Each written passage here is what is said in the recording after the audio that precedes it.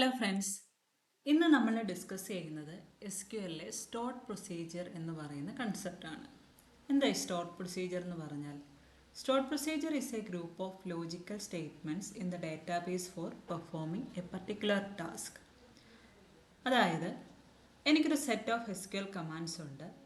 അതിനെ എനിക്ക് ഡാറ്റാബേസിൽ സ്റ്റോർ ചെയ്ത് വീണ്ടും വീണ്ടും റീയൂസ് ചെയ്യണം. അങ്ങനെ ഒരു പർപ്പസിന് വേണ്ടിയാണ് നമ്മൾ സ്റ്റോർഡ് പ്രൊസീജിയർ യൂസ് ചെയ്യുന്നത്. അപ്പോൾ അതെങ്ങനെയാണ് നമ്മൾ ചെയ്യുന്നതെന്ന് നോക്കാം. ഞാനിവിടെ ആക്ച്വലി യൂസ് ചെയ്യുന്നത് MySQL ഡാറ്റാബേസ് സെർവറാണ്. എഡിറ്റർ MySQL വർക്ക് ബെഞ്ചാണ് ഉപയോഗിക്കുന്നത്. അപ്പോൾ ഇവിടെ നിങ്ങൾക്ക് കാണാം, ഞാനിവിടെ ഒരു എംപ്ലോയി ടേബിൾ ക്രിയേറ്റ് ചെയ്തിട്ടുണ്ട്. Employee table ID, first name, last name, salary, department, location ഒക്കെ കൊടുത്തിട്ടുണ്ട്. ഓക്കെ, ഒരു 5 എംപ്ലോയീസ് ഞാൻ ആഡ് ചെയ്തിട്ടുണ്ട്. ഇനിയും എനിക്ക് വേണ്ടത് എന്താണെന്ന് ചോദിച്ചാൽ, ഈ എംപ്ലോയി ടേബിളിൽ 50,000-ൽ കൂടുതൽ സാലറി വാങ്ങിക്കുന്ന എംപ്ലോയീസിനെ എനിക്ക് ലിസ്റ്റ് ചെയ്യാനായിട്ടൊരു ക്വറി എഴുതണം. അപ്പോൾ ക്വറി എങ്ങനെ എഴുതും? Select star from employee where salary greater than or equal to 50,000.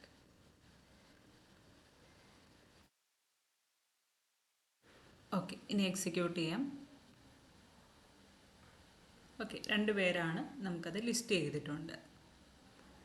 ഇനി എനിക്ക് വേണ്ടത് ഈ ക്വറി നമ്മുടെ ഡാറ്റാബേസ് സെർവറിൽ സ്റ്റോർ ചെയ്ത് വെച്ചിട്ട് എനിക്ക് വീണ്ടും വീണ്ടും ഇത് റീയൂസ് ചെയ്യണം. അതായത് എനിക്ക് റിപ്പീറ്റഡ് ആയിട്ട് ഉപയോഗിക്കണം. അപ്പോൾ അതിനു വേണ്ടി നമുക്ക് പ്രൊസീജിയർ എഴുതാം.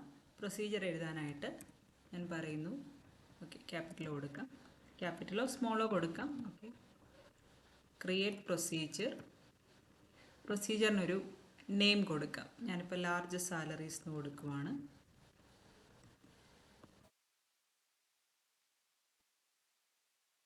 ഓക്കെ, ഇനി ഇത് എക്സിക്യൂട്ട് ചെയ്യാം.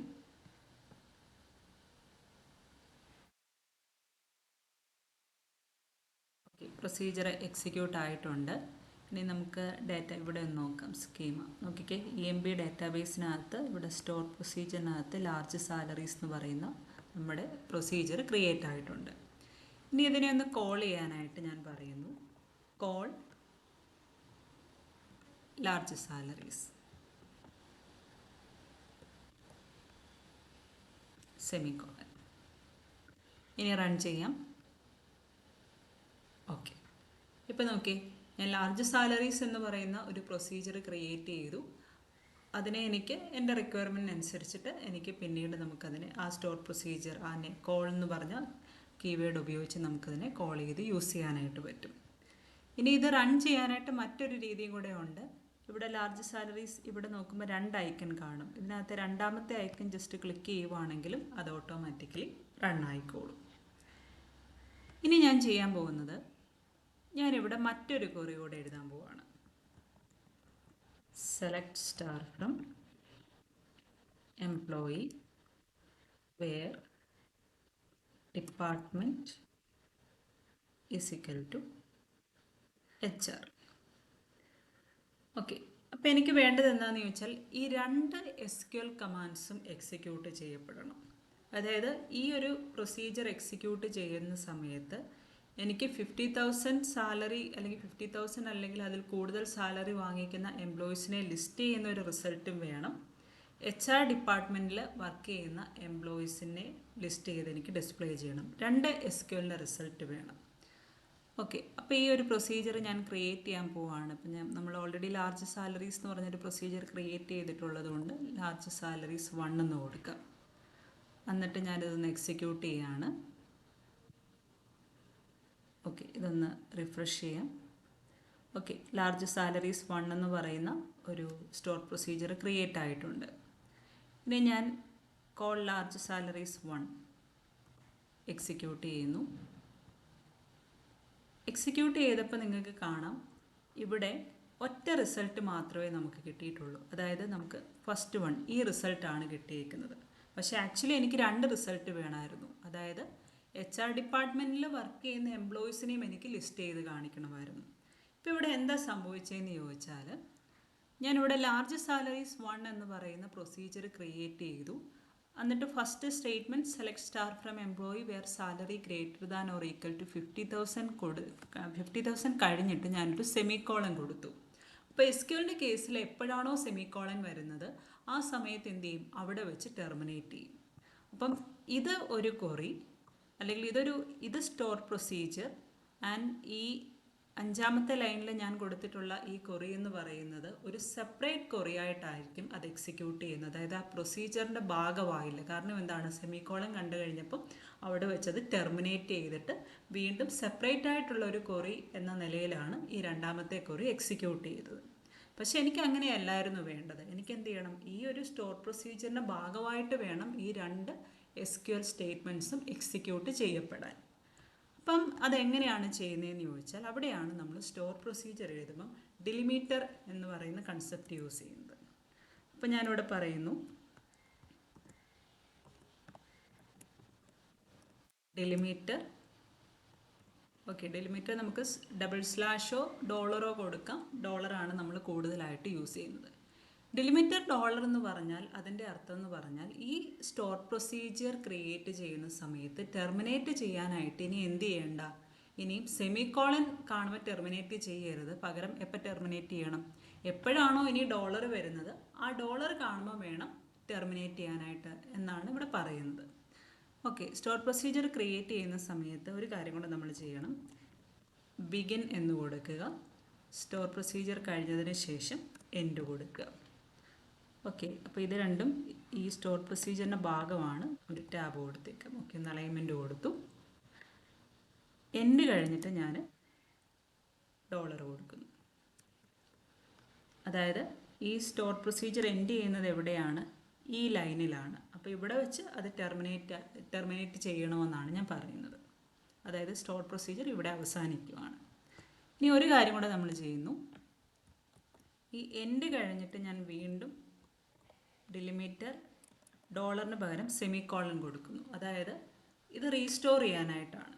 അപ്പോൾ ആദ്യം ഞാനിവിടെ പറഞ്ഞു ഇനി സെമിക്കോളന് പകരം ഡോളറാണ് ടെർമിനേറ്റ് ചെയ്യുന്ന ആ ഒരു കണ്ടീഷൻ ഡിസൈഡ് ചെയ്യുന്നതെന്ന് പറഞ്ഞു. ഇവിടെ ഞാൻ പറഞ്ഞു ഇനിയുള്ള ക്വറീസിനൊക്കെ എന്താ ചെയ്യേണ്ടത്, സെമിക്കോളൻ ഉപയോഗിച്ച് തന്നെ വേണം ടെർമിനേറ്റ് ചെയ്യാനെന്ന് ഞാൻ പറഞ്ഞു കൊടുക്കുന്നു. ഓക്കെ, ഇനി ഞാൻ എക്സിക്യൂട്ട് ചെയ്യാം. സെലക്ട് ചെയ്തു.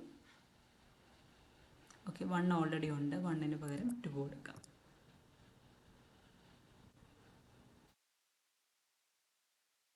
എക്സിക്യൂട്ട് ചെയ്യുന്നു. യെസ്, ഇനി ഞാൻ ഇവിടെ 2 എക്സിക്യൂട്ട് ചെയ്യാണ്.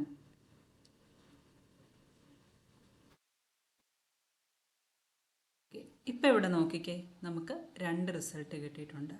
ആദ്യത്തെ റിസൾട്ട് എന്ന് പറയുന്നത് 50,000 സാലറിയേക്കാളും കൂടുതലുള്ള എംപ്ലോയീസിനെ ലിസ്റ്റ് ചെയ്തിട്ടുണ്ട്. രണ്ടാമത്തെ റിസൾട്ടിൽ HR ഡിപ്പാർട്ട്മെൻറ്റിൽ വർക്ക് ചെയ്യുന്ന എംപ്ലോയീസ് ലിസ്റ്റ് ചെയ്തിട്ടുണ്ട്. ഓക്കെ, ഇങ്ങനെ ഒരു പർപ്പസിനാണ് നമ്മൾ സ്റ്റോർ പ്രൊസീജിയർ യൂസ് ചെയ്യുന്നത്. അപ്പോൾ ഇവിടെ നിങ്ങൾ നോക്കുമ്പോൾ ഒരു സ്റ്റോർ പ്രൊസീജിയർ എഴുതണമെങ്കിൽ നമ്മൾ എത്രമാത്രം കോഡ് എഴുതണം, ഡിലിമിറ്റർ എഴുതണം, ബിഗിൻ കൊടുക്കണം, എൻഡ് കൊടുക്കണം. ഇതൊക്കെ ഇച്ചിരി വലിയ പാടല്ലേ എന്ന് ചോദിച്ചാൽ ഇത് വളരെ ഈസി ആയിട്ട് നമുക്ക് ചെയ്യാനായിട്ട് പറ്റും. ഇപ്പോൾ ഞാൻ MySQL വർക്ക് ബെഞ്ചിലാണെങ്കിൽ സ്റ്റോർ പ്രൊസീജിയർ ക്രിയേറ്റ് ചെയ്യാനായിട്ട് ജസ്റ്റ് റൈറ്റ് ക്ലിക്ക് ചെയ്യുക, ക്രിയേറ്റ് സ്റ്റോർ പ്രൊസീജിയർ എന്ന് പറയുന്ന ഈ ഒരു ജസ്റ്റ് ക്ലിക്ക് ചെയ്യുക. എന്നിട്ട് ഇതിനുള്ളിൽ നമ്മുടെ ക്വറീസ് നമുക്ക് കൊടുക്കാനായിട്ട് പറ്റും. അപ്പോൾ നമ്മുടെ ക്വറീസ് എന്ന് പറയുന്നത് എന്താണ്, ഈ 2 ക്വറിയാണ്. ഈ 2 ക്വറി ഇവിടെ കൊടുത്തു.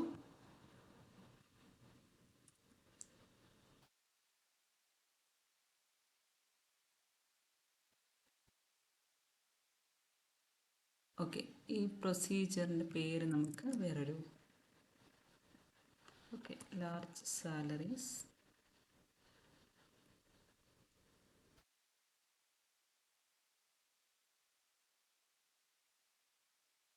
ഫോർ എന്ന് കൊടുക്കുന്നു. ഇനി അപ്ലൈ കൊടുക്കാം. Apply, finish. ഓക്കെ, ഇനി ഇവിടെ ഒന്ന് റിഫ്രഷ് ചെയ്യാം. ഇവിടെ നോക്കിക്കേ, ലാർജ് സാലറീസ് 4 എന്ന് പറയുന്ന ഒരു സ്റ്റോർ പ്രൊസീജിയർ ക്രിയേറ്റ് ആയിട്ടുണ്ട്. ഇനി ഇത് റൺ ചെയ്യാനായിട്ട് ഒന്നുകിൽ കോൾ ലാർജ് സാലറീസ് എന്ന് പറഞ്ഞിട്ട് എഡിറ്ററിൽ എക്സിക്യൂട്ട് ചെയ്യുക, അല്ലെങ്കിൽ ഈ രണ്ടാമത്തെ ഐക്കൺ ക്ലിക്ക് ചെയ്യുക. യെസ്. ഇനി ഇത് മോഡിഫൈ ചെയ്യണമെങ്കിൽ ഈ ലാർജ് സാലറീസ് എന്ന് പറയുന്ന ഇവിടെ ഫസ്റ്റ് ഐക്കൺ ക്ലിക്ക് ചെയ്യുവാണെങ്കിൽ നമുക്കത് എഡിറ്റ് ചെയ്യാനായിട്ട് പറ്റും. ഇനി നമുക്ക് നെസസറി ചേഞ്ച് വരുത്തിയതിന് ശേഷം വീണ്ടും അപ്ലൈ കൊടുക്കുവാണെങ്കിൽ ആ സ്റ്റോർ പ്രൊസീജിയർ അപ്ഡേറ്റ് ആയിക്കോളും. ഓക്കെ, ഇനി എനിക്ക് ചെയ്യാനുള്ളത്, നമ്മൾ ഈ സ്റ്റോർ പ്രൊസീജിയർ നോക്കുവാണെങ്കിൽ 50,000 അല്ലെങ്കിൽ HR എന്ന് പറയുന്ന ഡിപ്പാർട്ട്മെൻറ്റ് അവിടെ തന്നെ നമ്മൾ ഹാർഡ് കോഡ് ചെയ്ത് കൊടുക്കുമായിരുന്നു. പക്ഷേ എനിക്ക് അങ്ങനെയല്ല വേണ്ടത്. എനിക്ക് ആക്ച്വലി യൂസർ കൊടുക്കണം. അതായത് നമ്മൾ സ്റ്റോർ പ്രൊസീജിയറിനെ കോൾ ചെയ്യുന്ന സമയത്ത് വേണം എന്ത് ചെയ്യാനായിട്ട്, ഈ ഒരു സാലറിയും അല്ലെങ്കിൽ ഡിപ്പാർട്ട്മെൻറ്റൊക്കെ പാസ് ചെയ്യാനായിട്ട്. അപ്പോൾ അതെങ്ങനെ ചെയ്യുമെന്ന് ചോദിച്ചാൽ, ഞാനിവിടെ ഈ ലാർജ് സാലറീസ്, ഓക്കെ, ഞാൻ ഈ ഓക്കെ നമ്മൾ 4 ക്രിയേറ്റ് ചെയ്തു, 5 കൊടുക്കാം. ഈ ലാർജ് സാലറീസ് എന്ന് പറയുന്ന ഈ ഒരു സ്റ്റോർ പ്രൊസീജിയറിനെ വിളിക്കുമ്പം ഞാൻ എന്തൊക്കെ ചെയ്യുന്നു, 50,000 പാസ് ചെയ്യുന്നു ആൻഡ് HR ഡിപ്പാർട്ട്മെൻറ്റ് HR-ഉം പാസ് ചെയ്യുന്നു. അപ്പോൾ ഇതിനെ റിസീവ് ചെയ്യാനായിട്ട് നമ്മളിവിടെ 2 വേരിയബിൾ കൊടുക്കാം. ഓക്കെ, സാലറി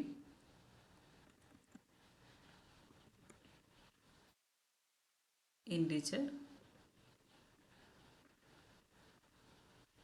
കോമൺ ലിസ്റ്റ് ഡിപ്പാർട്ട്മെൻറ്റാണ് പാസ് ചെയ്യുന്നത്,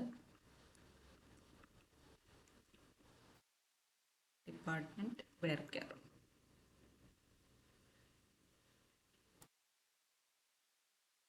ഓക്കെ, എന്നിട്ട് ഇത് ഇവിടെ കൊടുക്കാം. ആൻഡ് ഡിപ്പാർട്ട്മെൻറ്റ് എന്ന് പറയുന്നത് HR-ന് പകരം ഇവിടെ ആഡ് ചെയ്യാം. ഓക്കെ, ഈ സാലറി എന്ന് പറയുന്നത് കോളത്തിൻ്റെ പേരാണ്. ഈ സാലറി എന്ന് പറയുന്നത് നമ്മുടെ ഇവിടെ കൊടുത്ത പേരാണ്. ഇവിടെ നമുക്ക് എന്ത് വേണമെങ്കിലും കൊടുക്കാം. ഓക്കെ, ഇത് കൺഫ്യൂഷൻ ആകാതിരിക്കാനായിട്ട് ഇത് പാരാമീറ്റർ വാല്യൂ ആണെന്ന് റെപ്രസെൻ്റ് ചെയ്യാൻ P കൂടെ കൊടുക്കാം. ഇതൊരു നല്ല കൺവെൻഷനാണ്. P_ കൊടുത്തു. അപ്പോൾ ഇവിടെ നമ്മൾ P_ സാലറി, ഇവിടെ P_ ഡിപ്പാർട്ട്മെൻ്റ് എന്ന് കൊടുത്തു. ഓക്കെ, ഇനി ഇതൊന്നുകൂടെ എക്സിക്യൂട്ട് ചെയ്യാം. ഓക്കെ, ഇവിടെ റിഫ്രഷ് ചെയ്ത് നോക്കാം. ഓക്കെ, 5ാമത്തെ സ്റ്റോർ പ്രൊസീജിയർ ക്രിയേറ്റ് ആയിട്ടുണ്ട്. ഇനി ഇത് എക്സിക്യൂട്ട് ചെയ്യാം. Yes, we got the same result. അപ്പോൾ സ്റ്റോർ പ്രൊസീജിയർ എന്തിനാണ് യൂസ് ചെയ്യുന്നത്?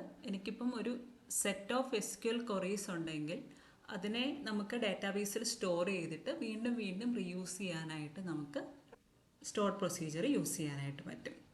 അപ്പം ഈ ക്ലാസ് നിങ്ങൾക്ക് നന്നായിട്ട് മനസ്സിലായെന്ന് ഞാൻ വിചാരിക്കുന്നു. നിങ്ങൾക്ക് എന്തെങ്കിലും ഡൗട്ട്സ് ഉണ്ടെങ്കിൽ കമൻറ്റിൽ ചോദിക്കുക. വീഡിയോ ഇഷ്ടമായെങ്കിൽ ലൈക്ക് ചെയ്യാം. താങ്ക്